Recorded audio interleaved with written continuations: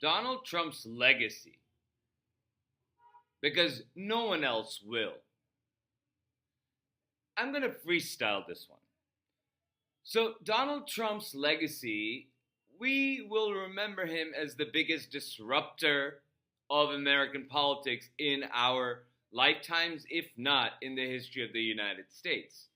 But what really gives us a peek into how Donald Trump thinks is like, remember how he talked on the plane about not being able to get into heaven?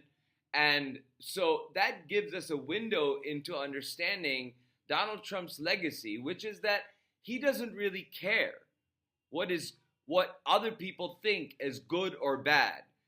His own stamp on properties, his own creation on national monuments, his own name on top of the Kennedy Center, those are all stains that he leaves behind.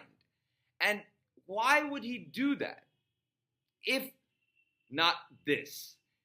And I was reading Heather Cox Richardson's letters from an American, and everybody should be reading that letter because it's quintessential American reading now.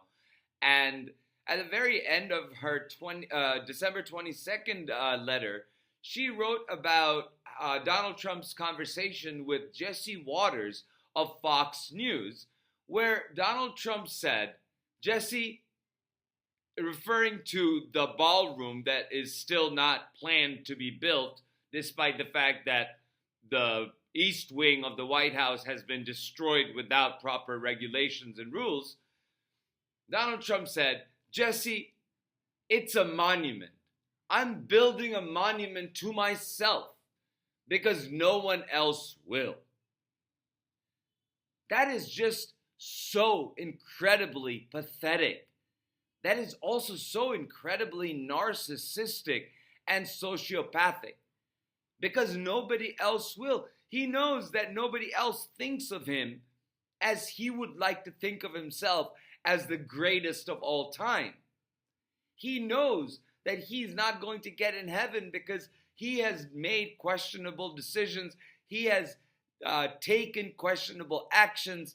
And at the end of the day, he doesn't care. His legacy is of chaos. His legacy is like that of every canine and lupine instinct to go around and leave their stain on a particular place in order to be remembered by others, or just to aggrandize himself even more than he has done in the last 79 years, which is to make a monument in his name because no one else will. That is a dangerous, egotistical, egomaniacal place for somebody to be, especially if you are the president of the United States, because you are not in the Oval Office and you are not the president of the United States to build buildings that are monuments to yourself. You are there to take care that the laws be faithfully executed. But instead, you are tearing down the East Wing because millions of Americans protest against your regime. You want to paint other buildings different colors. You want to, build a ballroom that is 4 times the size of the White House. And quite clearly telling somebody like Jesse Waters, a Fox News host, that I'm building this monument because no one else will. Yeah, no one else will build a monument for Donald Trump because he has accomplished nothing that deserves a monument to be built in his name. And, to build a monument that is that big, 4 times the size of the White House, without any sort of planning commission, without any congressional input because of historic preservation, not without regarding any rules that are set in place for historic buildings and the preservation of them, he destroyed the East Wing of the White House.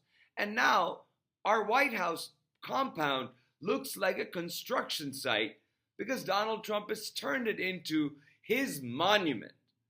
And that's the monument Donald Trump has of himself to be remembered by.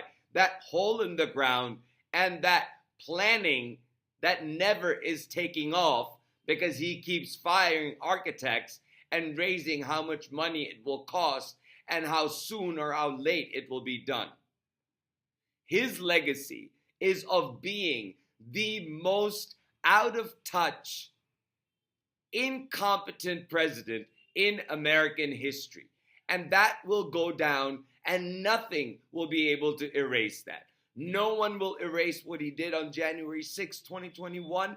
No one is going to erase his lies to the American people. No one is going to forget what his tariffs did.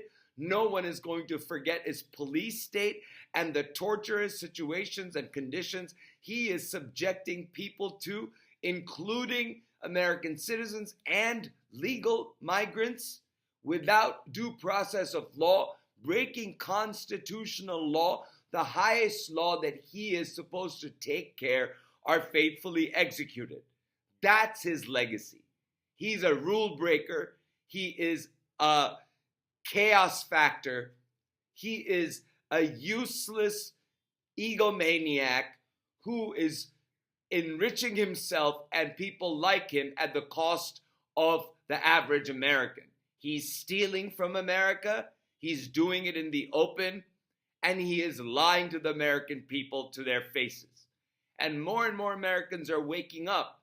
It is my hope that one day a majority of Americans will wake up and say no more to this corrupt racketeering nonsense.